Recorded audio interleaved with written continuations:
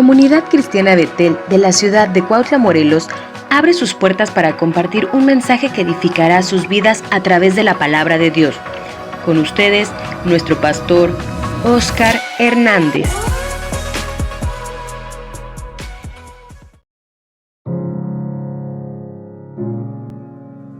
Qué bendición poder llegar hasta el lugar donde te encuentras para compartir la palabra de nuestro Dios. En estos tiempos donde pareciera ser que las tinieblas son las que gobiernan el mundo entero, podemos reflexionar que Dios es luz, Dios sigue siendo luz y es el único que puede borrar, quitar toda sombra de tinieblas en nuestras vidas y en nuestro mundo, obvio. El apóstol Juan habla en su primera epístola, en el capítulo 1 del verso 5 hasta el capítulo 2, verso 2, dice: este es el mensaje que hemos oído de Él y que anunciamos. Dios es luz y en Él no hay ninguna oscuridad.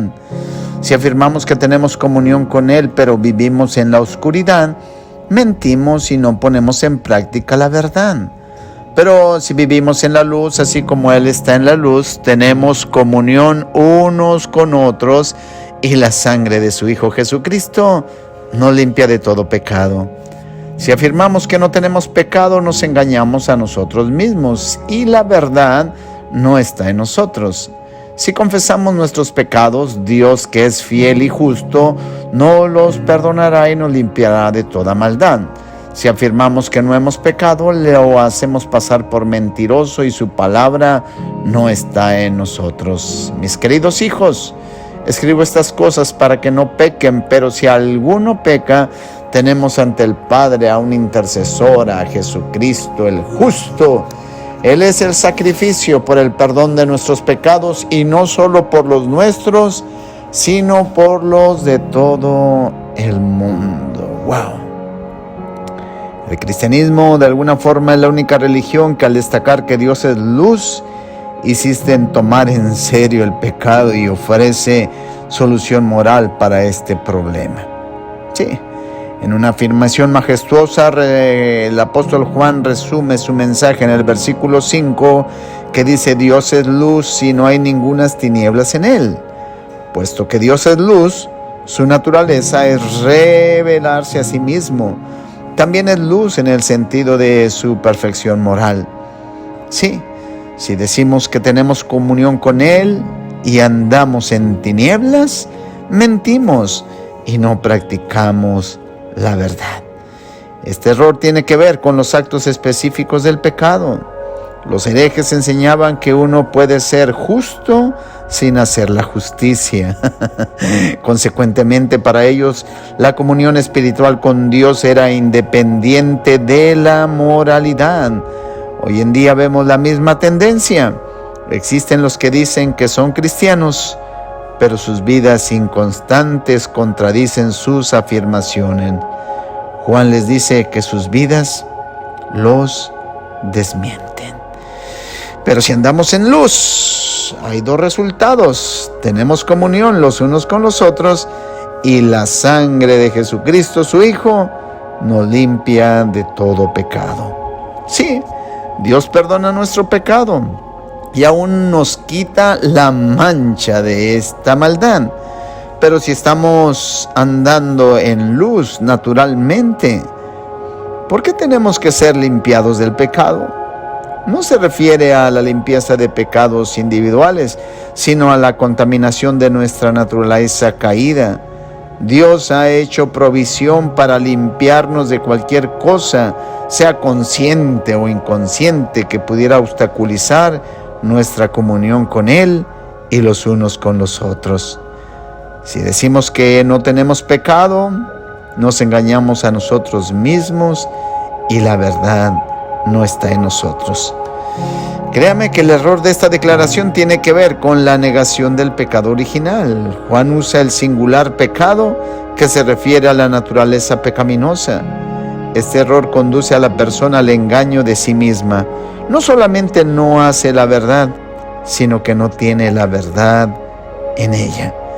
Si confesamos nuestros pecados, Él es fiel y justo para perdonar nuestros pecados y limpiarnos de toda maldad. La actitud del creyente no es negar el pecado, sino confesarlo y recibir el perdón de Dios. Reconocemos delante de Dios que somos pecadores, tanto por naturaleza como muchas veces por la práctica. Una vez más vemos una doble respuesta de Dios.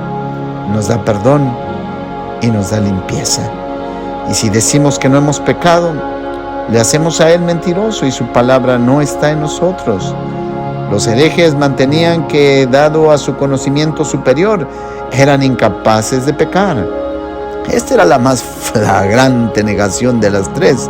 Era algo más que mentir deliberadamente o ser engañado. Era acusar a Dios de mentir, porque su palabra dice repetidamente que el pecado es universal. Juan se desvía ahora de la estructura simétrica que había seguido hasta aquí. ¿Qué hay del pecado en un cristiano? Juan trata el problema tanto de forma negativa como de forma positiva. Él dice en el capítulo 2, verso 1, no pequéis, y si alguno hubiera pecado, abogado tenemos para con el Padre a Jesucristo el justo. Hay que tratar las dos frases simultáneamente. No debemos de estar demasiado despreocupados en cuanto al pecado, claro que no, ni debemos ser exageradamente severos en cuanto a él. Juan nos dice que los actos aislados de pecado son posibles en un cristiano, pero no el hábito continuo de pecar. Eso se llama pecar deliberadamente. Termino diciendo que la palabra abogado, que es paracleto en griego, se refiere a Jesucristo. Sí, y lo que Juan nos dice aquí es que un cristiano que peca no necesita más justificación porque ya es hijo de Dios, sino el perdón del Padre solamente. La base del perdón es la obra del Paracleto, Jesucristo el justo. Juan termina el párrafo con una descripción de nuestro abogado. No pierde su visión misionera en esta carta. Jesucristo es la propiciación no solamente de nuestros pecados, sino también por los pecados de todo el mundo. Nadie necesita permiso para pecar. Un cristiano debe de cuidar su vida, por eso su vida espiritual naturalmente, sus actos, su forma de pensar, su forma de ver, su forma de actuar. Porque aunque Juan dice en su indicación, no pequéis, pero si alguno hubiere pecado, no quiere decir que tenemos permiso para pecar.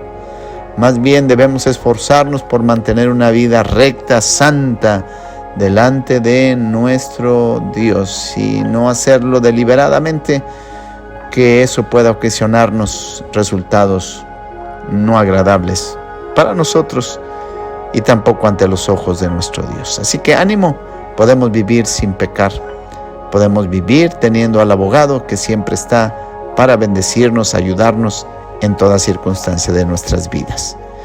Que el resto de este día siga siendo favorable a tu existencia. Que Dios te bendiga, que Dios te guarde.